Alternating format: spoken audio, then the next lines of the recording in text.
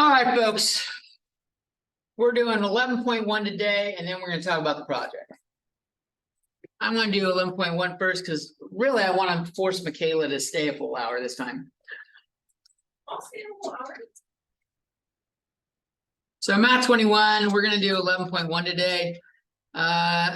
Chapter 11 in its entirety is on hypothesis tests with two samples. This black pen sucks.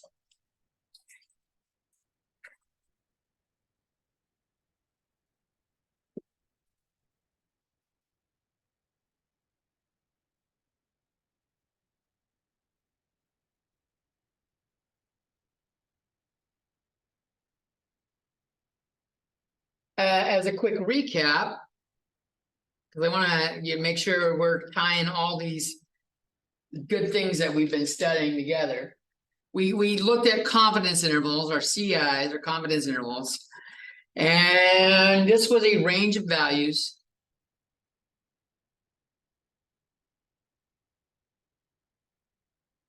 that is based on sample data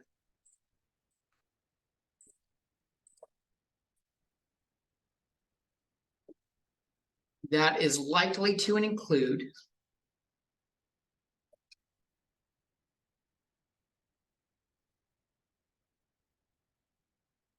the unknown population parameter in question.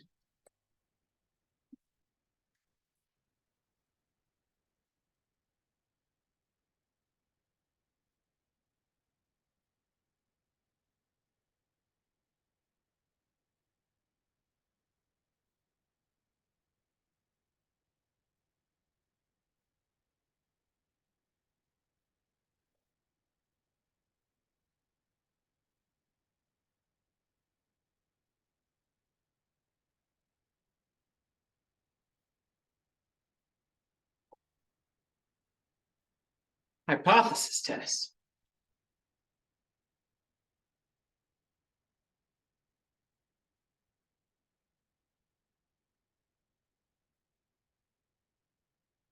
This is a process for testing a claim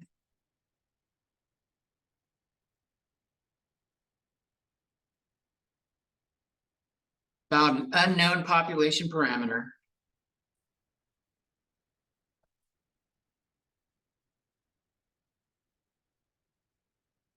based on sample data.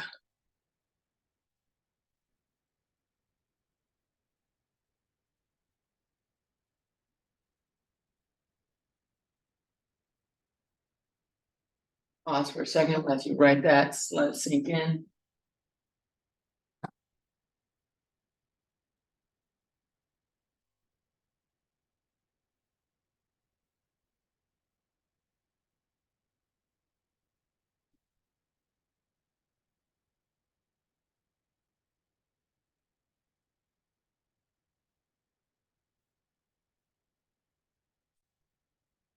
So if you'll notice, they're both about an unknown population parameter, and they're both based on sample data. I have someone on Zoom. Good evening, Maritza. Hello.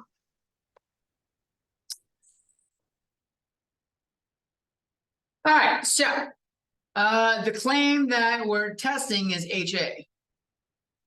That's the claim we're testing. We compare it against previous info, compare our results against previous info.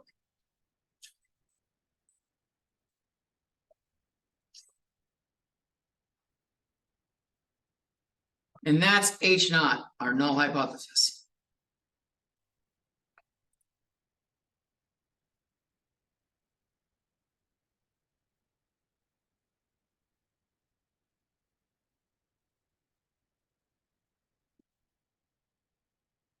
And so the results of this will show us something very similar to, is H naught within our confidence interval?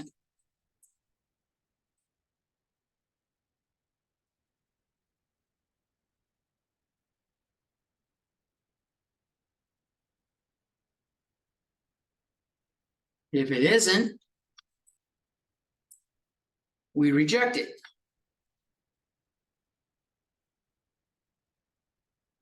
If it is, we don't reject it.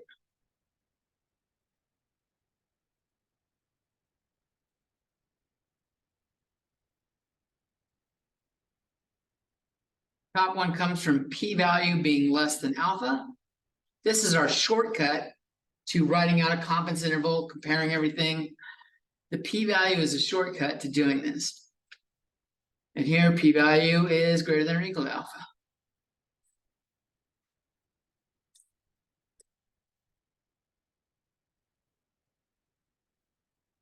But we are testing HA, and that's what we want our conclusion to be about.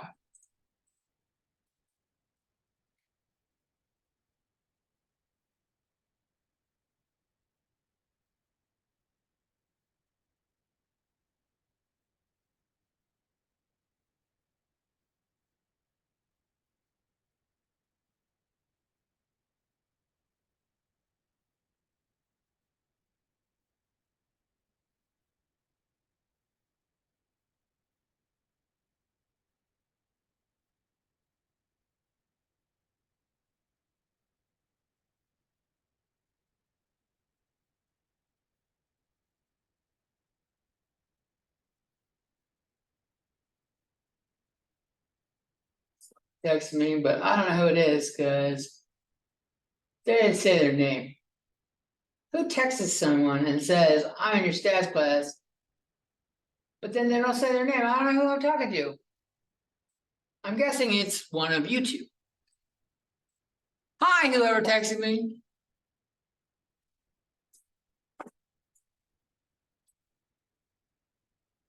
All right, you guys ready? Nope, some folks are still writing.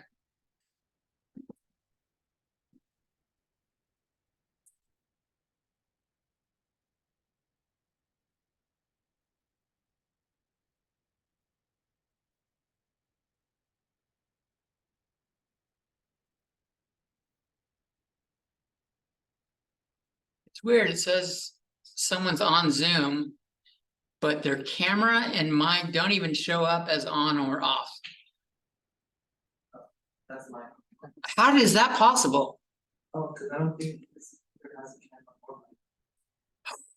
a camera. That makes sense. That just makes it so you can see it easier, huh? Yeah. You know what else works? Sit in the front.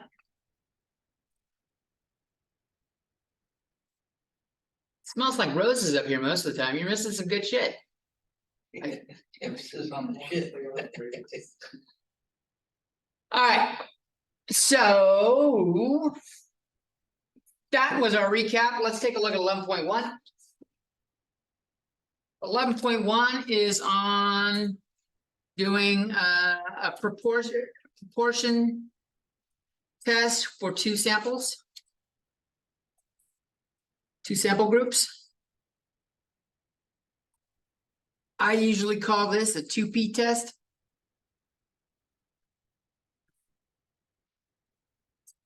What we're doing is we're comparing the proportions for two groups.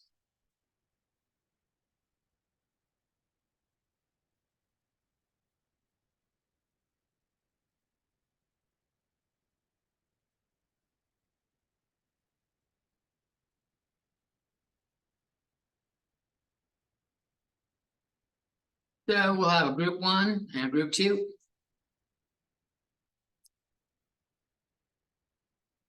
Each group will have their own sample size. I'm going to use subscripts to identify the groups they're in.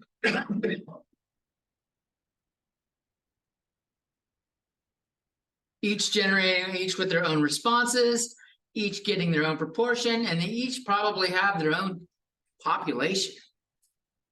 Good chance they're different populations.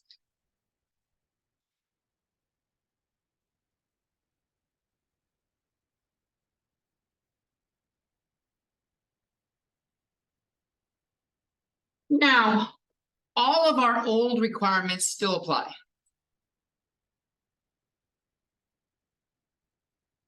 For a 1P test,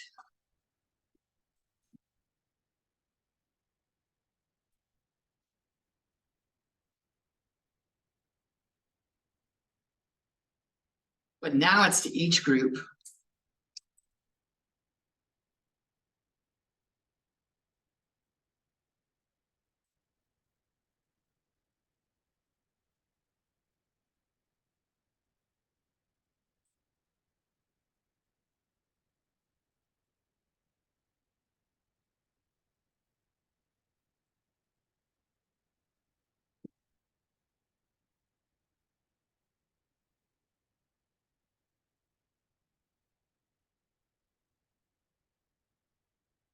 You're staring at me, bro. Don't stare. It's creepy. I didn't want my wife staring at me. Well, maybe. No, not even her. Usually means something's wrong, like my fucking hair's out of place. I just woke up, didn't remember to brush my hair. She sometimes won't tell me. Knows damn well I'm gonna be leaving the house shortly. Will not tell me that I forgot to brush my hair after fucking hopping out of the shower or whatever. So it's all in fucking disarray. What were our old requirements, you might ask? Well, hopefully you remember them, but if you don't, they should look familiar. I want N1 times P1 times 1 minus P1. I want that to be greater than or equal to, does anyone remember the amount? 10. 10. And I want N1 to be less than 5% of N1's population. Same thing with N2, P2. It needs to be greater than 10, and it needs to be less than its population.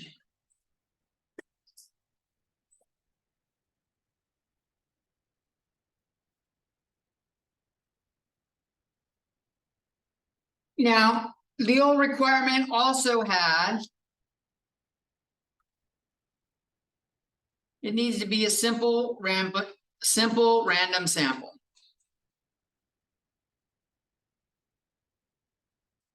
Where the entries are independent.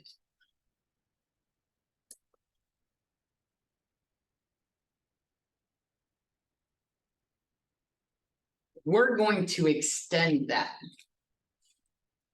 It should be independent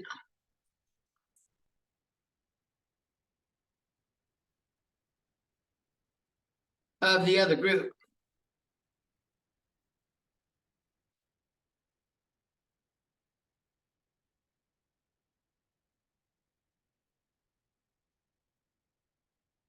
So if you're doing like guys versus girls,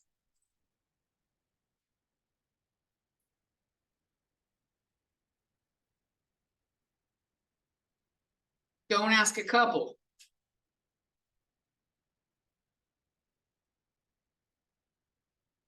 Whether or not that's boyfriend, girlfriend, or BFGF,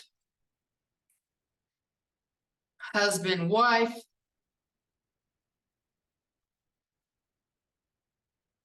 And another couple will hopefully not in a romantic relationship, brother, sister. There is a form of dependence between them. So don't do things that are connected.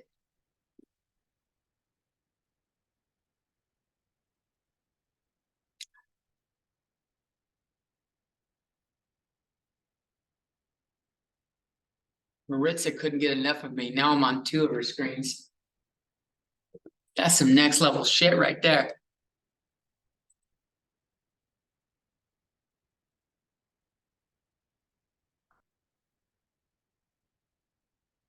That's good. You guys just canvas up what you're writing.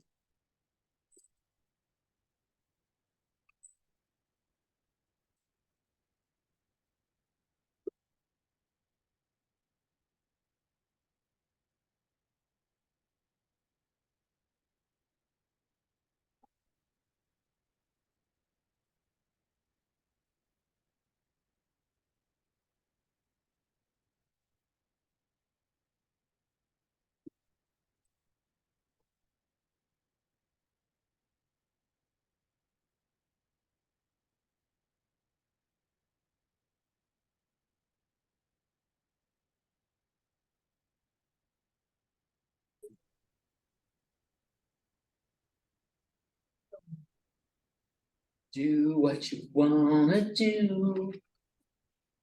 You live in color. They don't even make that show anymore, do they? That's an old ass show. Which one is it? I don't recognize the. Had the Williams brothers Oh, okay, okay.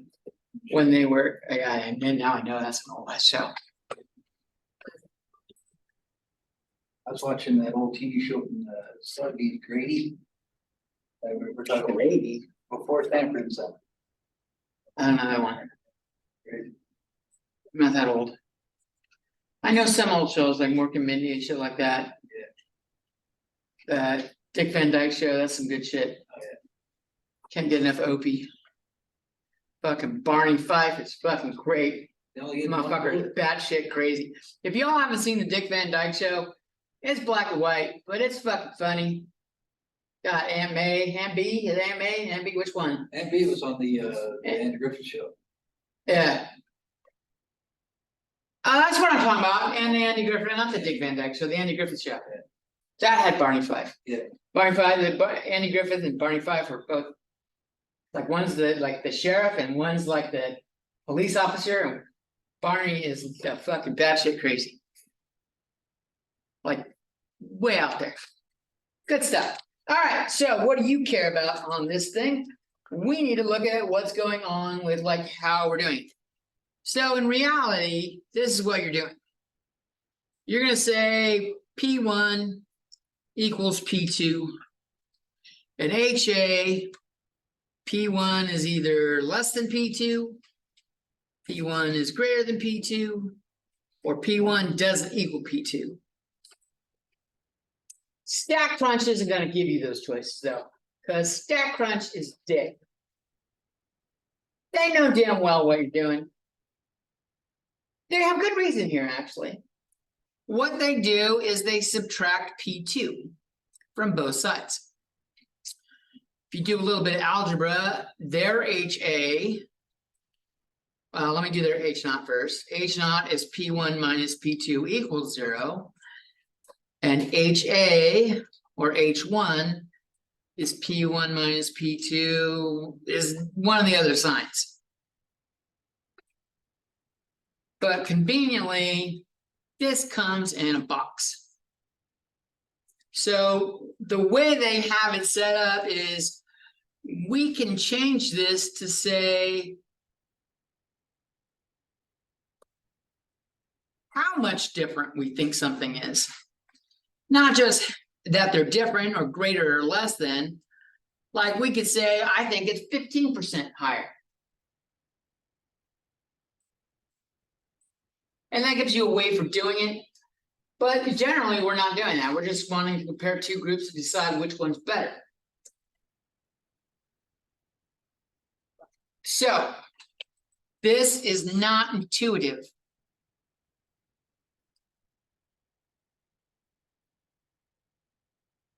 And it's going to do the same thing for mean. It's going to be slightly different. When we do 11.2 and 11.3 on Thursday, you'll see what I'm talking about. It's much easier to think about, is proportion 1 greater than proportion 2?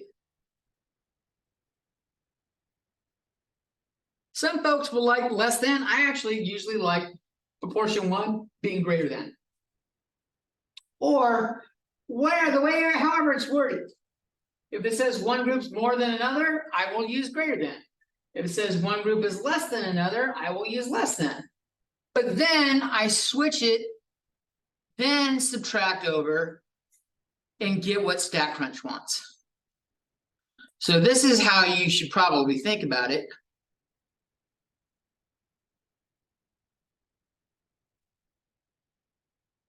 Like if you're comparing how many guys are great at chess versus how many girls are great at chess, and you want to do a proportion, I chose chess because I have no idea. And I didn't want to make some bigot response, some I'm a male and therefore males are better, stupid fucking response. So chess, I don't know which one, I would just say, I don't know, I don't think they're equal. I have no idea. I'm kind of curious now. I bet there's someone's done research on every single fucking topic like in the world, you would think. Someone gets paid to do this shit too. They looked it up, they figured it out. So that's how you want to think about it, and then this is what StatCrunch will take.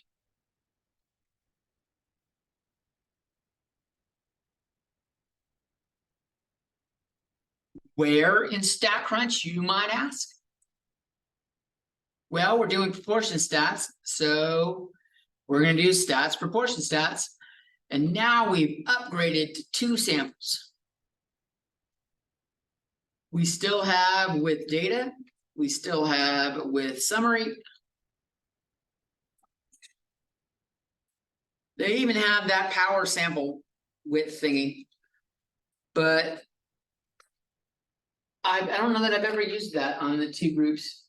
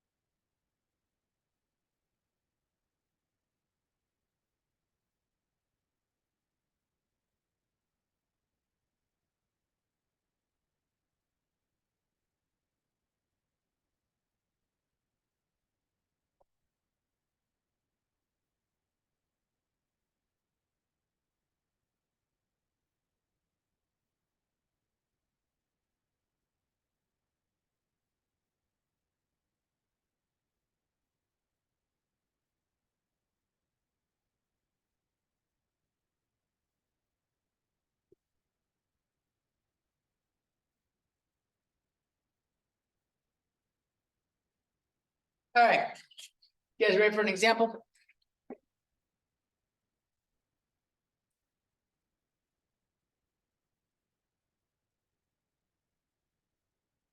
I'm pulling from our trusty Math 21 lecture notes that I showed you in the file section on Canvas. This is actually a good resource if you're looking for ideas on what to do as a project. Well, we're going to talk about the project in a little bit, but you probably this is look at if you need an idea. You probably won't need an idea after you hear my discussion. It's a good resource. It does everything I just said. See, it's got all my requirements right there. Talks about how we look at it. Look at how they calculate the test statistic. Look at this bad boy. There's 2 sets of square roots in the denominator of a fraction. Thank God we have fucking computer software that does this shit. I don't want to do this by hand.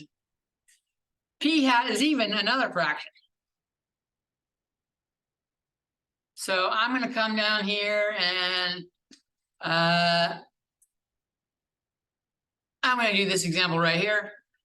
So this is on, I'm going to say this once, rural households versus urban households. I struggle with the word rural. So I'm going to say country households. And household seems like a really long way of saying homes. So I'm just going to talk about this in terms of homes. Urban homes versus country homes. I'll write down what the problem is over here.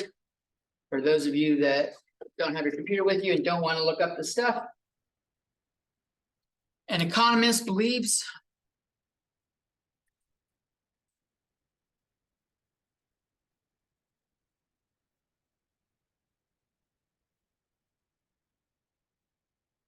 that the percentage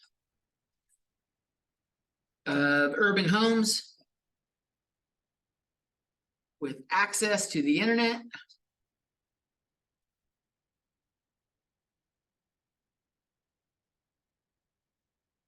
is greater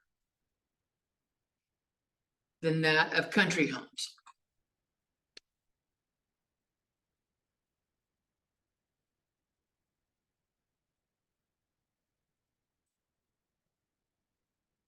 You haven't seen the show 30 Rock? In 30 Rock, one of the seasons, one of the actors, it's about making a TV show at 30 Rockefeller Plaza. And like one of the ladies, she's doing a side movie called The Rural Juror. 2 words that are fucking hard to say. It's like fucking funny sound watching them trying to pronounce this shit. Rural Juror. It's a real tongue twister saying that. So that's what he thinks. He obtains some sample information.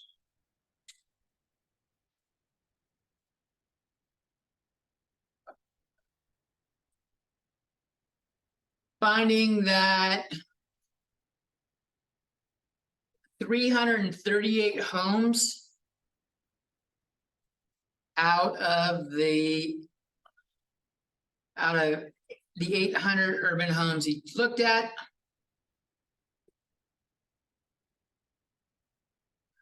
and 292 homes out of the 750 country homes.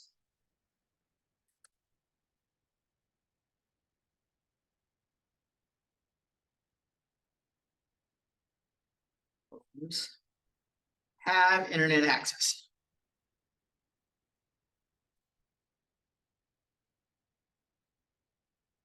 We are going to test the economist's claim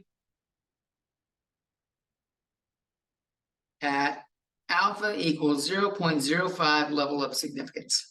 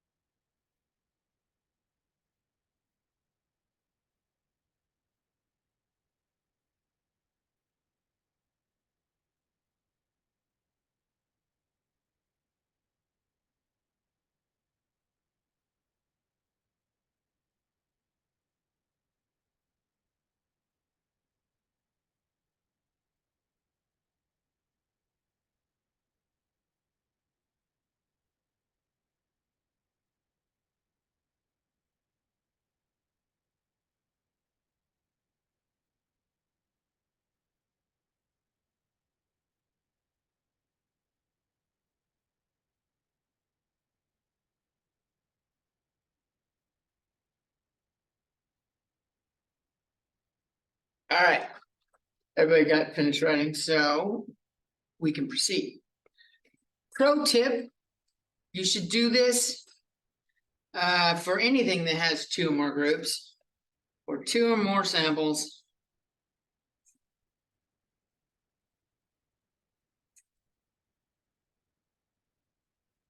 Label them. Label their data. And if you base it on the question, you can pick it the way you want.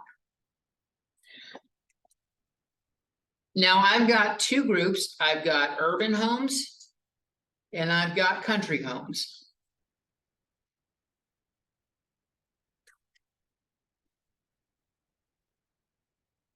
And he says, the economist says, urban homes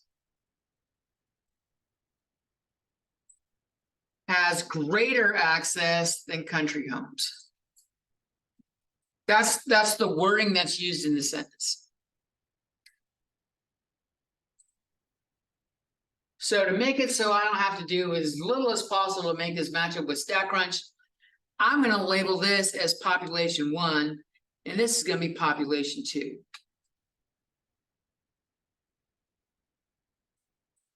If you change it and do country and urban, then you're like, I would have to do, if I do P1 as country, I have to use the less land sign to make the same inequality true. I want to match what it says. So it's easiest to go with what it says and then assign groups based on what it asks. So for P1, my urban homes had 338 out of 800. So X1 is 338, N1 is 800. P2, it says 292 out of 750. X2 will be 292, N2 will be 750.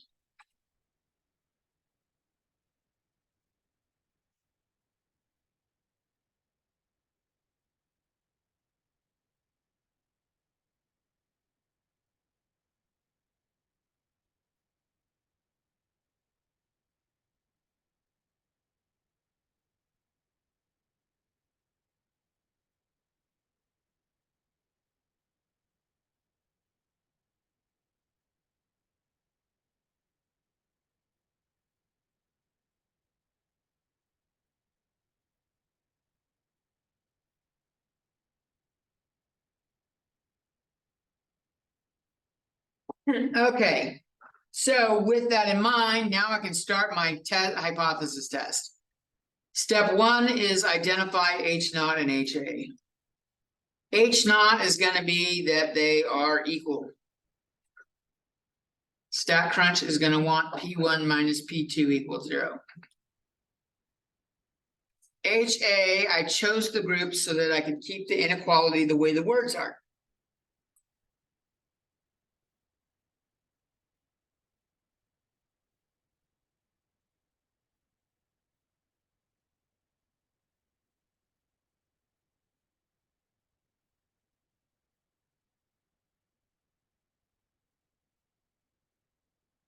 They gave us, so step 2 and step 3 are to collect StatCrunch information and alpha. Alpha is given at 0.05.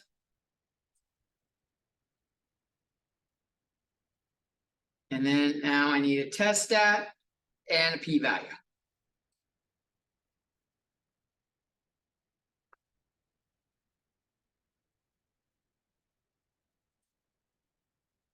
And for that, I need StatCrunch.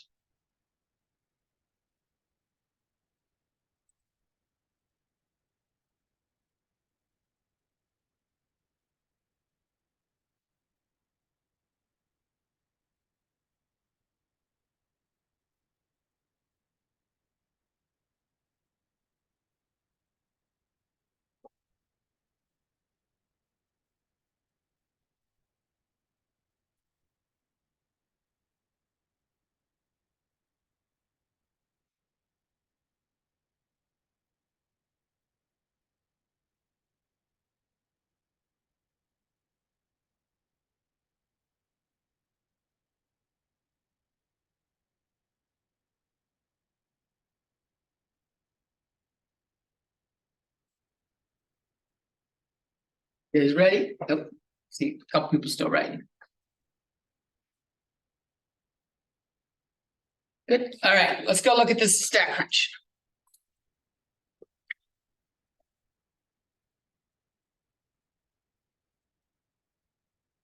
This thing's kind of handy because it has like the results printed out. We should see Z-stat is 1.32 with the p-value of 0.092. The lecture notes have it all filled out, but we need to see what happens in StatCrunch.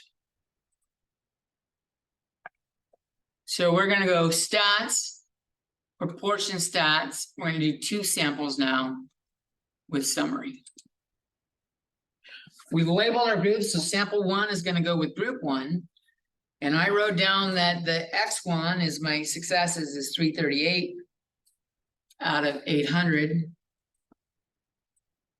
And then I had 292 out of 750. It's worth noting, notice that the groups don't have to be the same size. Now, you may want them to be the same size just to like make your mind at ease. Like me, I would want equal numbers and equal groups, but it doesn't have, it's not a requirement. Like I'm neurotic, I like balanced shit. So if I asked 50 of one, I would want 50 of the other. Then we had P1 minus P2 equals 0, and we decided on P1 minus P2 was greater than 0. We click compute, and sure enough, we get the Z-stat information they had. 1.32.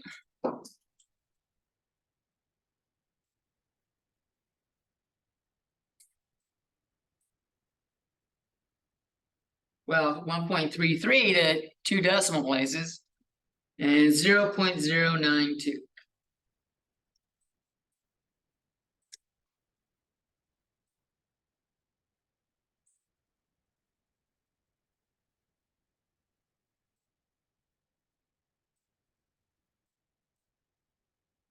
All right. Back to our camera. Step 4, verdict time.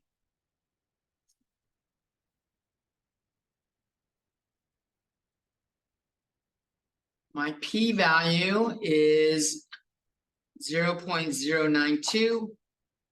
My alpha is 0.05. Is the p-value less than or greater than alpha? It's greater than alpha. Since it's greater than alpha, it's not too low. We do not reject H naught. That's my shorthand way of saying do not reject. And DNSHA is do not support HA. You get tired of writing this shit, but it's worth writing your verdict down. That way you check it when you're doing your conclusion, make sure you got it written down right.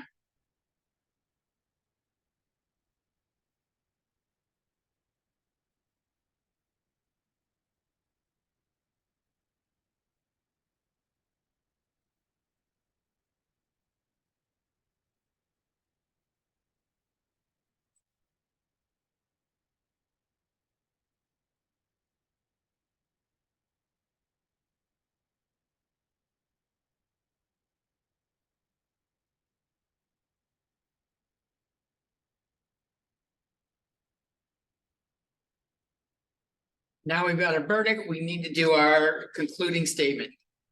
Remember, the concluding statement is about HA.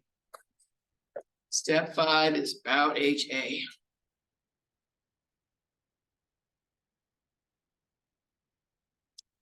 We are not supporting HA.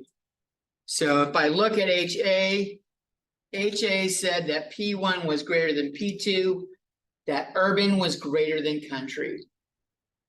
And we were talking about the percent of homes with urban or internet access. I'm going to actually come up here and I'm going to hijack almost word for word what they said. This was the claim that the percent of urban homes with internet access is greater than that of country homes. I'm going to jack that for my claim. We do not support it, which means there wasn't enough evidence to support it. There is not enough evidence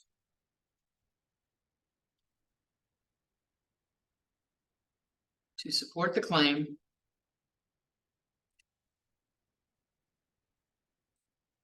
that the percent of urban homes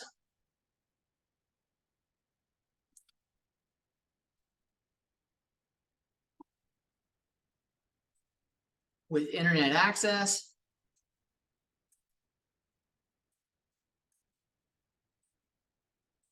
is greater than that of country homes.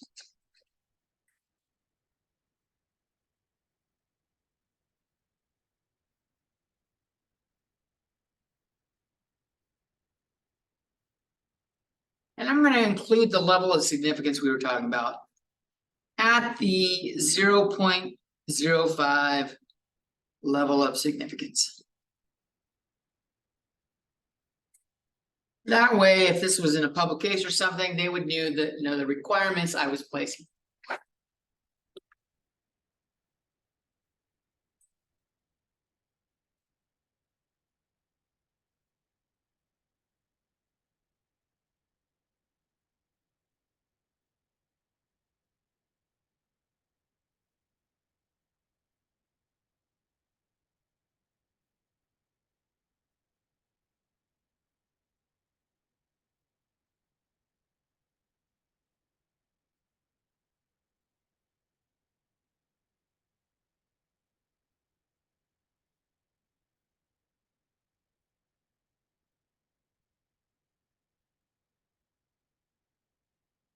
Any questions?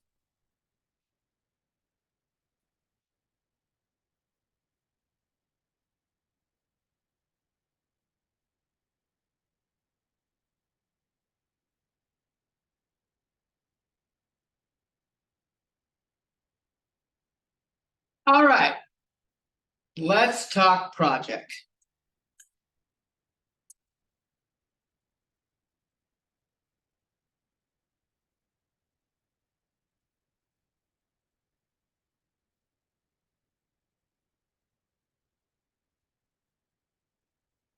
No one likes projects, I know, but this is the best way of making sure you get like some firsthand experience with how hypothesis testing works. And once you get started, I think you're actually gonna like it. I've never had a group really go, I didn't like it at the end. I hated that. Most of them, that was actually pretty interesting. So here you can see like there's a grading sheet on it, how I'm gonna score you on a presentation. And then information on the group research project. We will do we will have presentations on Tuesday, December 5th. You can see little due dates here of when stuff is due, like little midpoints on it. This is the gist of it. I'm not going to pick your group for you. I want you to pick people that are around you, that you talk to or something like that. If you haven't talked to anybody, guess what? Here's your chance. Ask each other what your interests are and stuff like that. Find out what you guys have in common. And I bet you can find a question that you don't know regarding that topic. Today, this morning, my morning classes, a bunch of them were moviegoers, and they didn't like buying candy in the movie theater. It's too fucking expensive. I agree. They like going and getting it like Walmart. It's fucking way cheap. You get same candy at like Walmart or Target for like a third of the price. And they thought, I wonder how many people, what percentage of people actually buy candy at the movie theaters? It's like fucking $5 a pop and for like $1.50 candy. Like how many people do it? And so they that's what they decided to do it on. They like going to the movies, they like having candy at the movies. And it's like a fucking interesting question. Another group is curious to see who likes which forms of caffeine. This is a lot of people like doing this, the caffeine thing. Do you like coffee over like an energy drink or tea, stuff like that? One of the groups has to work, so they're like, I don't want to interview students at school. You're more than welcome to use social media and stuff like that to do surveys, set up a survey on there. But you wanted to have it centered around doing a hypothesis test. Today we did a two sample group for proportions, but we'll do like means tomorrow or Thursday, and like we'll do 3 samples or more later on. You can do this on just about anything. If you find something you're interested in and have an idea about a topic, I can help like steer you, if you let me know what you're thinking of, steer you like what would make a good survey. You want to it doesn't have to be with people. We've had students go, I think so-and-so percentage of white cars are driven to campus. They went and like walked the parking lot and recorded like car color versus how many cars were there. That seems like tedious to me. I think it's easier to fucking ask people, but you never know. I would recommend when you're with your groups and you're deciding what you're gonna, like, when you settle on a topic, if you do decide to survey people. Ask more questions than you might think you need. Maybe throw in there, what gender do you identify with? What like age bracket are you in? Are you under 21? Are you over 21? You never know, you might, like, when you're looking at it, find that you have a different research question than what you started with. You might get, like the group that did candy at the movie theater, they might, I don't know if they did the gender thing. I didn't remember, pointing it out to them this morning. I know they got the survey out already. Like, do guys buy more candy at the movie theater than girls? Or, you know, whatever the case may be. You can always choose to later on make it like guys versus girls or something like that. Old people versus young people, over 21 versus under 21. That's not like maybe that's not old versus young, that's adult versus, or drinker age versus non-drinker age, right?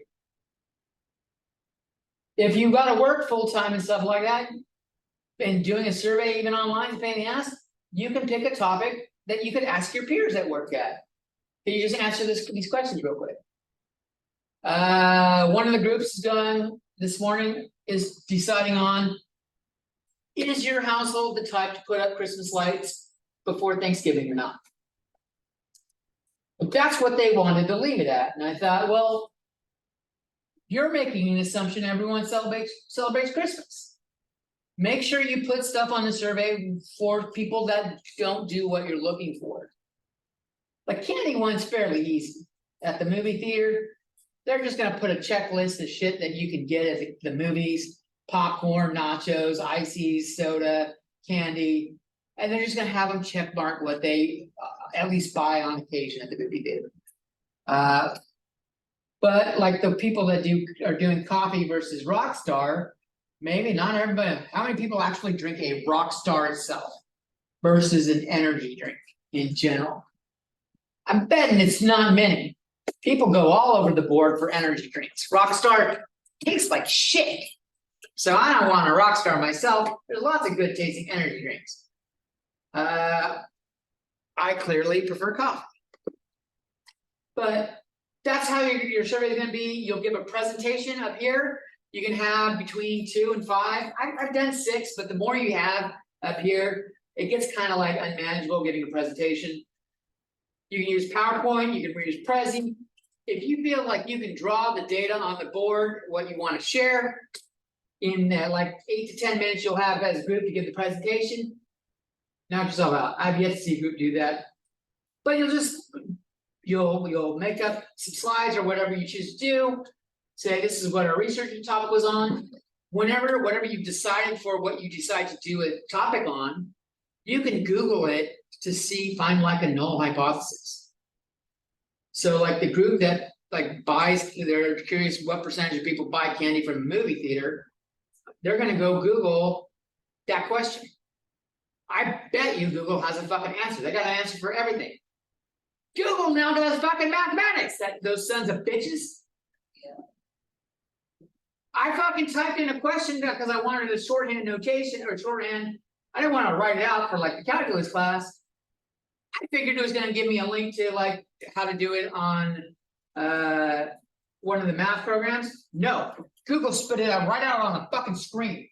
I thought, God damn, this was yesterday. I don't know when they fucking added this in, but I'm not fucking pleased. That's not good. Was it correct? I didn't walk through and do it myself, but it looked correct. No, I did. Because I did it and I wanted to verify I had it right quickly. I didn't want to go through and double check everything. This is the fucking review thing I gave for my calculus class is way fucking harder than an exam. Like when you guys were walking in, I was making a video on how to use the calculator. It should have been something simple. No, I had to pull out a calculator to find the fucking answers. Like the review is atrocious. And they're all fucking freaked out that their exam is gonna be murdered. So that's the idea. Go ahead and talk amongst the people around you. You want at least 2 people. I realize not everyone likes working in groups, and sometimes it's like, I don't wanna be the one that does all the fucking work. Right? That fucking is irritating as fuck. When you're in a group with 3 or 4 people and one person is dead weight, guess what? You get to say fuck. When you give the presentation, everyone will turn in a slip of paper.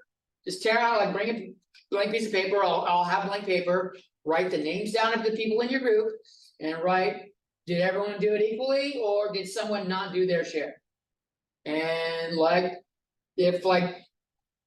Johnny isn't carrying his weight and Johnny says, no, we all did the same amount of work. And everybody else on the team said Johnny's dead weight. I'm gonna believe the majority over the minority. Johnny will get a lower score than everybody else, and the only way he'll know you snitched on him is if you tell him what you got on your project. So Johnny will see a lower grade, he'll think everyone got a lower grade, he won't know y'all snitched on him. So you have a way of anonymously reporting dead weight. Other than that, talk with each other. This is your chance. Talk with each other. Once you've made a group, picked a research project or something like that, you don't have to stay here anymore. Last lecture is officially over. I will be here answering questions on like project ideas and stuff like that. But talk to like the people around you, see who you want to group with. I don't want a bunch of solo groups, so solo groups are banned. This is a group project thing. I know, but guess what? We don't have time for 30 fucking solo projects on a presentation day. We got 1 hour and 50 minutes. That's not enough time for everyone to do a solo project. Let's be honest. You have someone else working with you, you don't have to do as much. Right? All right, ask around. Talk to each other.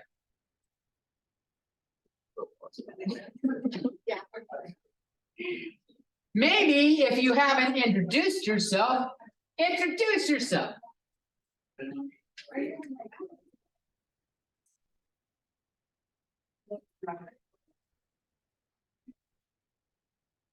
I've got someone logged in as student. That's fucking great. Yes. Yeah. I don't know if you get it.